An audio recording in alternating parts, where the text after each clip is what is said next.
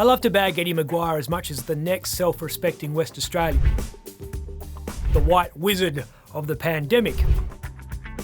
She would walk through fire for the Liberal Party.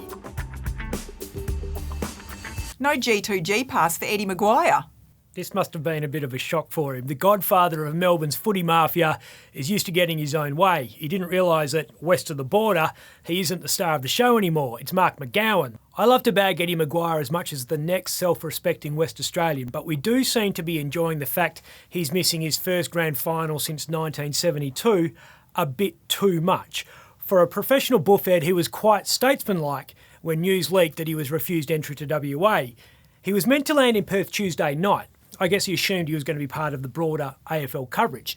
Telling a 23-year president of Collingwood to get stuffed is good politics pretty much anywhere, but particularly over here, because it sends a message that no person is above the law when it comes to crossing our border. It's a pretty emotional thing for Victorians. Oh, absolutely. They've lost the grand final for the second year in a row. It's understandable.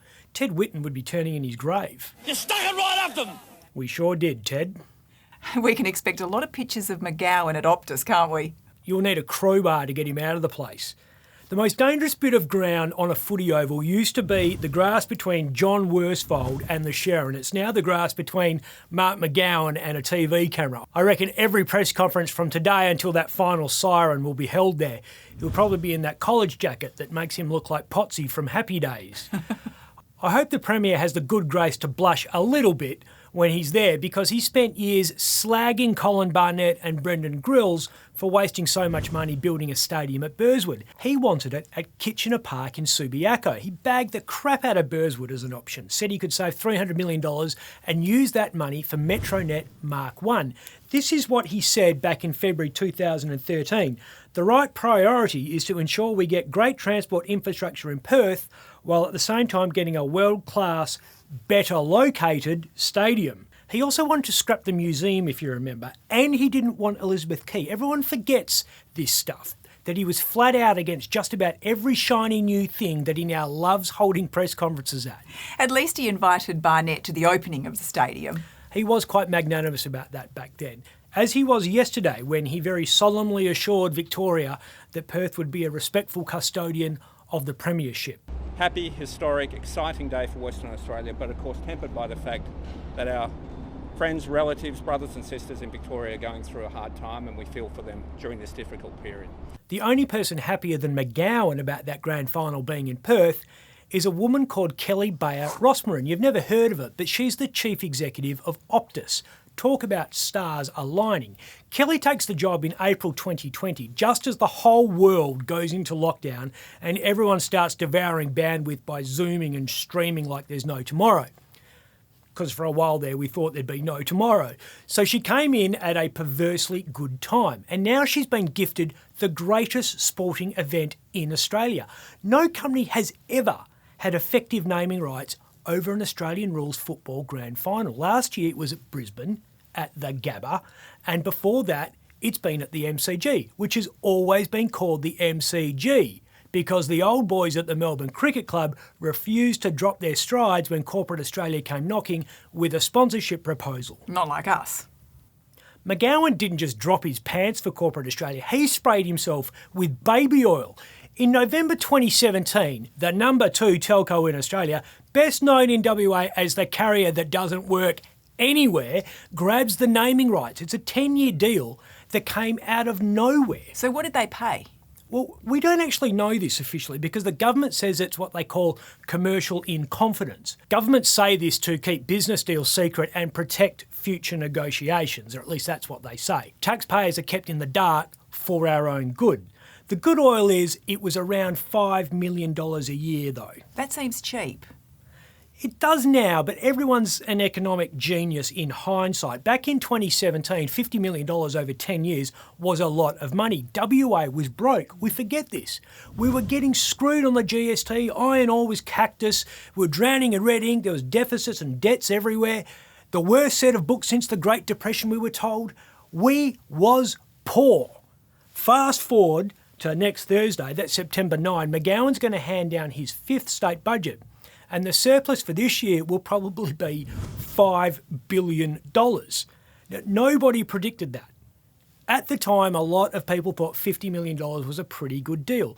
This is what the sports minister back then, Mick Murray, said. The value of the deal has far exceeded expectations, delivering a higher than expected return to taxpayers. Now, people will say we're losing a tourism marketing opportunity because the AFL Grand Final has a big international audience and it's not being held at Perth Stadium. We need to get our hands off it a bit.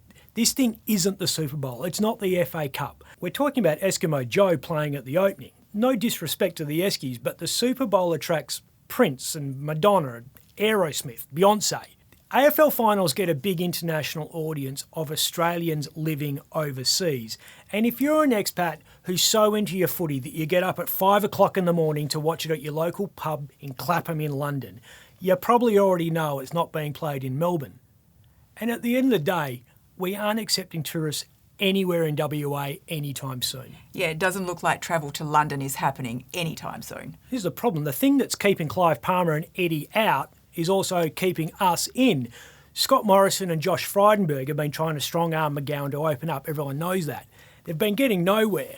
So today, they went the nuclear option. Drinking from the chalice of blood. That was Michaelia Cash in 2013 when she was complaining about what she said was the ALP sisterhood. Now she's the Attorney General and advising Mark McGowan that beating Clive Palmer once in the High Court doesn't rule out another legal challenge to WA's hard border. Cash, who's from WA, made the point that about 12 months on, the sands had shifted. This is what she said. Based on the reasons for that decision in that initial case, and based on where we are now in relation to the vaccine and vaccination rates, one would think the grounds of any argument has now shifted. That's a pretty reasonable thing for the nation's first law officer to say. But here in WA, it was the political equivalent of this setup. The easiest slam dunk of McGowan's career. He must be thinking, what are the federal Liberal Party doing? Yeah, well, he wondered that, and he wondered out loud into a microphone today. Why are they on this mission to bring COVID into Western Australia, to infect our public, to ensure that we shut down parts of the economy, that we lose jobs, people get sick and some people die? They say a day is a long time in politics, so's an hour. By the afternoon, the PM, the AG and the Treasurer had all come out and said there is no chance of challenging WA's border laws. The feds are between a rock and a hard place here. Christian Porter was smacked around when he backed Clive Palmer, rightly so. But they're desperate to open the economy because it's the federal government that's paying for everything at the moment. Cash is actually the perfect person to go into bat for them. She would walk through fire for the Liberal Party. And unlike Porter, she isn't risking a direct backlash at the polls from angry West Australians. That's because she's a senator. To turf her out, people would have to work out how the upper house voting system actually works. If they want to bring on round two, let them. Careful, Mark. She could be a biter. I'm Ben Harvey.